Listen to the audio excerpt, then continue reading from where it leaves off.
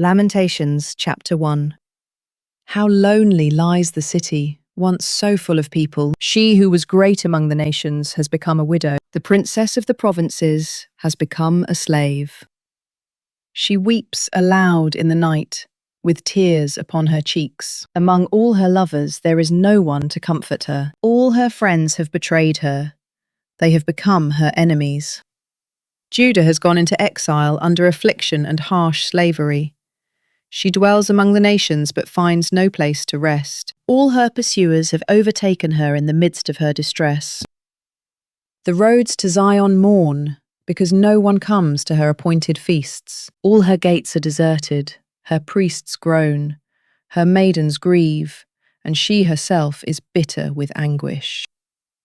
Her foes have become her masters. Her enemies are at ease, for the Lord has brought her grief because of her many transgressions. Her children have gone away as captives before the enemy.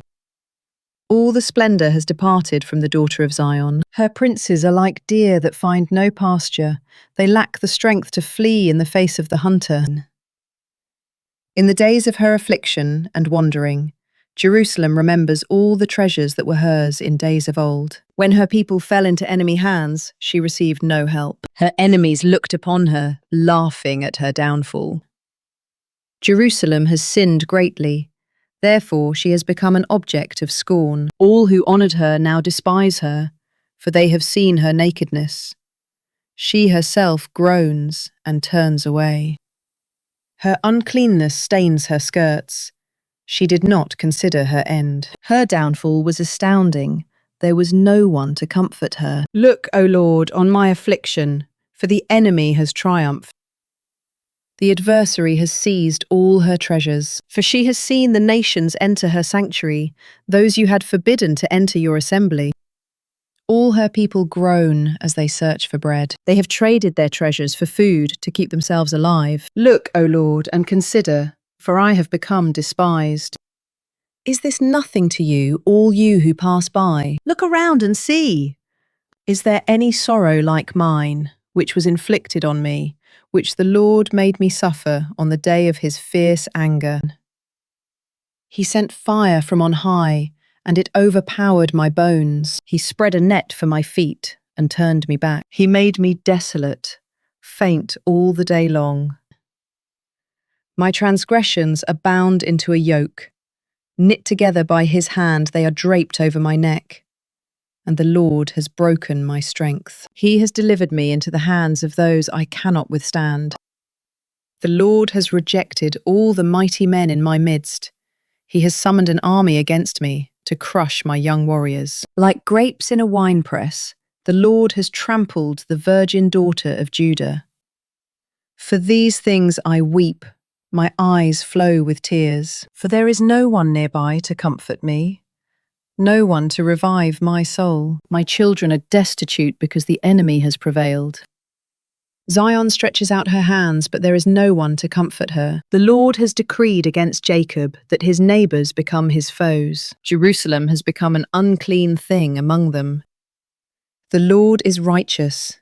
Yet I rebelled against his command. Listen, all you people, look upon my suffering. My young men and maidens have gone into captivity. I called out to my lovers, but they have betrayed me. My priests and elders perished in the city while they searched for food to keep themselves alive. See, O Lord, how distressed I am. I am churning within, my heart is pounding within me, for I have been most rebellious. Outside, the sword bereaves, inside there is death. People have heard my groaning, but there is no one to comfort me. All my enemies have heard of my trouble. They are glad that you have caused it. May you bring the day you have announced, so that they may become like me. Let all their wickedness come before you, and deal with them as you have dealt with me, because of all my transgressions. For my groans are many, and my heart is faint. Lamentations chapter 2. How the Lord has covered the daughter of Zion with the cloud of his anger. He has cast the glory of Israel from heaven to earth. He has abandoned his footstool in the day of his anger.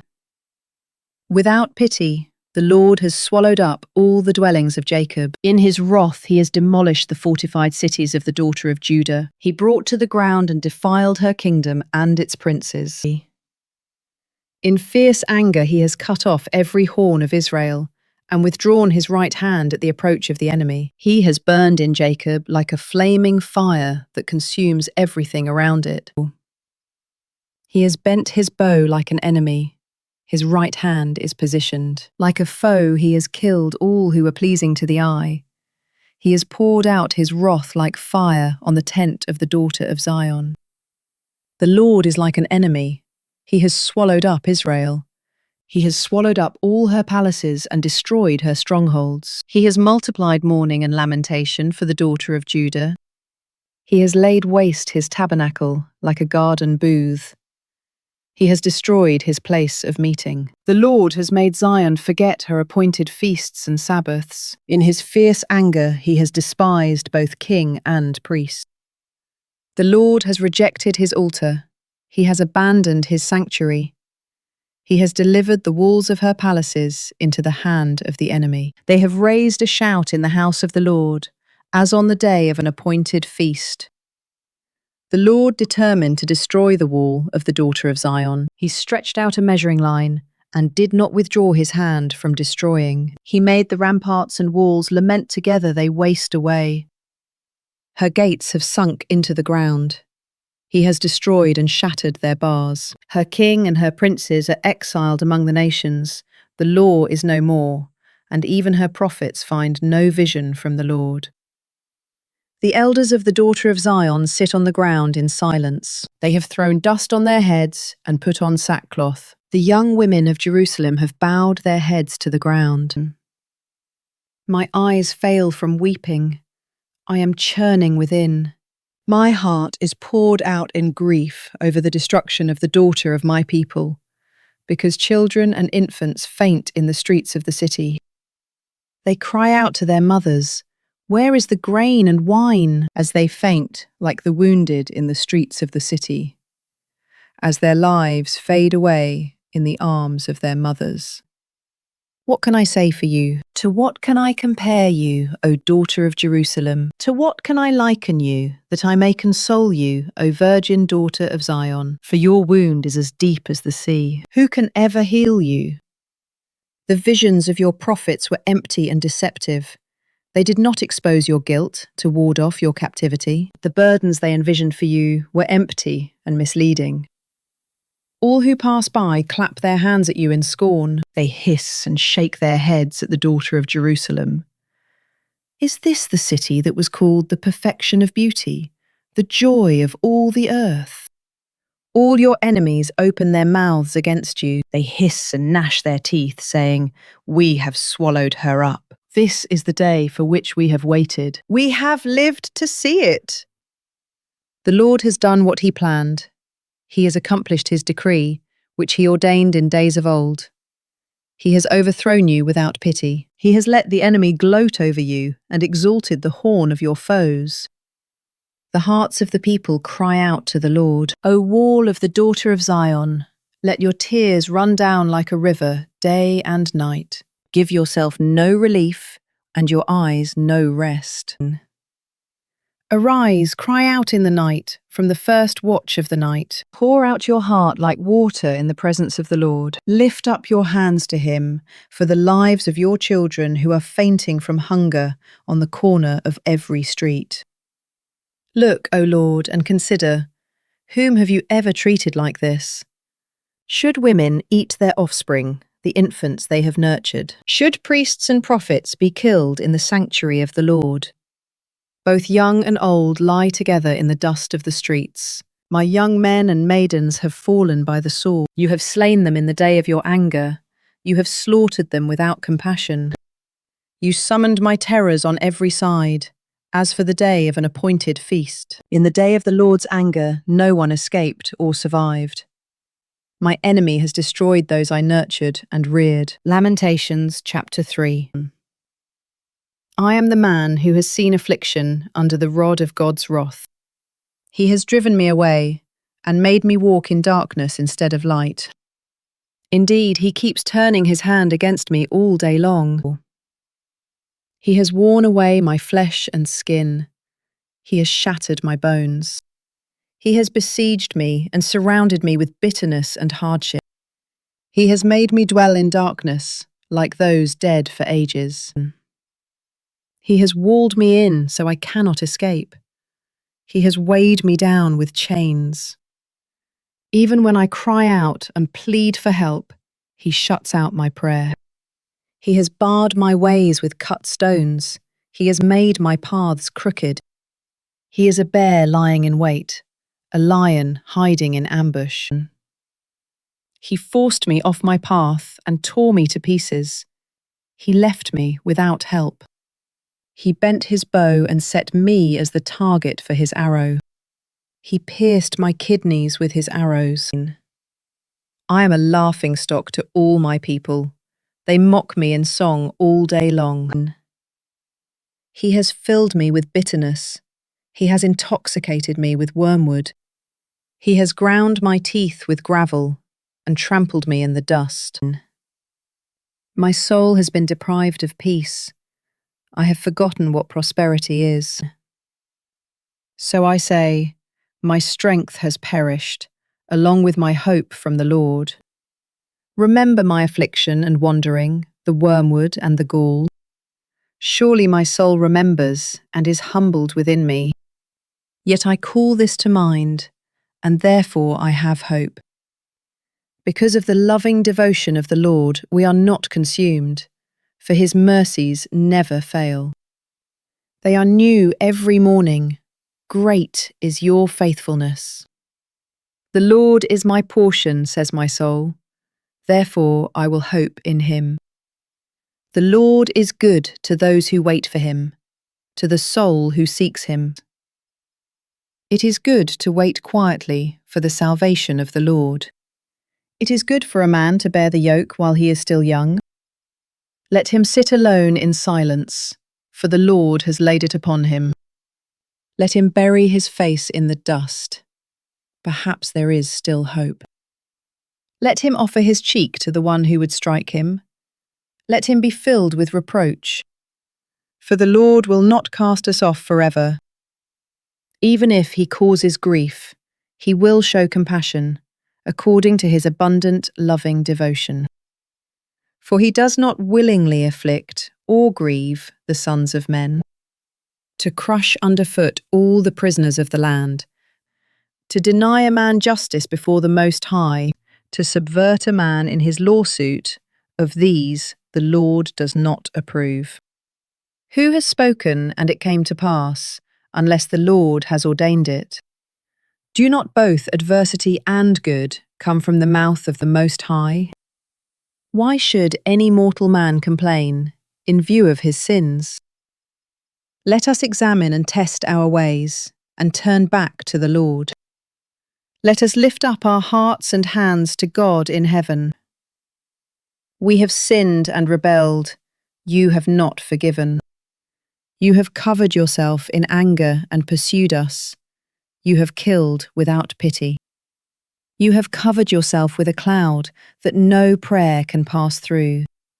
You have made us scum and refuse among the nations. All our enemies open their mouths against us.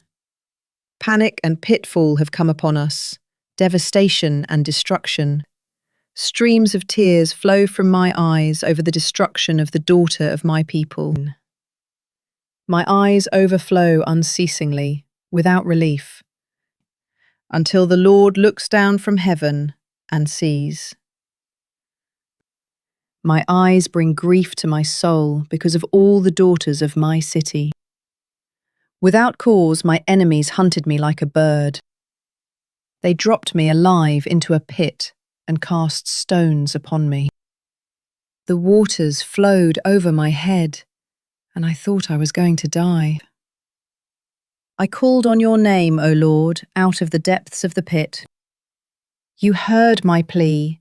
Do not ignore my cry for relief. You drew near when I called on you. You said, do not be afraid. You defend my cause, O Lord. You redeem my life. You have seen, O Lord, the wrong done to me.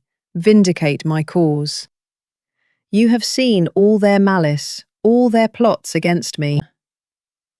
O Lord, you have heard their insults, all their plots against me, the slander and murmuring of my assailants against me all day long.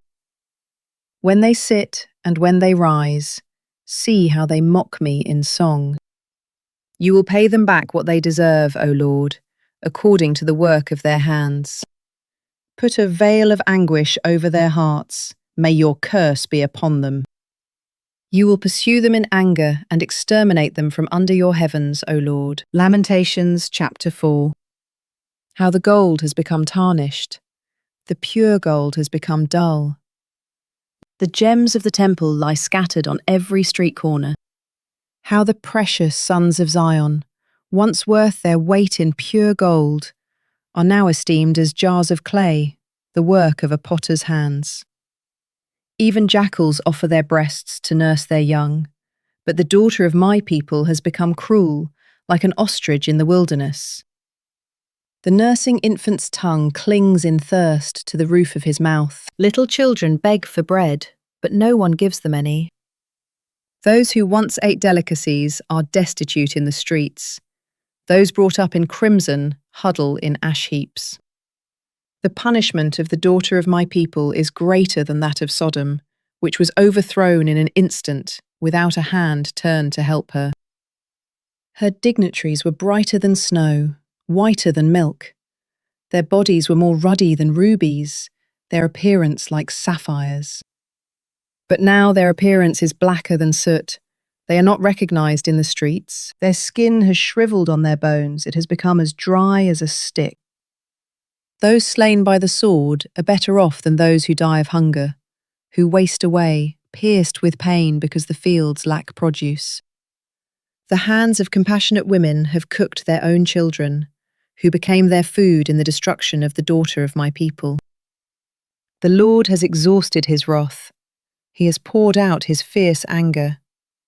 He has kindled a fire in Zion, and it has consumed her foundations. The kings of the earth did not believe, nor any people of the world, that an enemy or a foe could enter the gates of Jerusalem. But this was for the sins of her prophets and the guilt of her priests, who shed the blood of the righteous in her midst.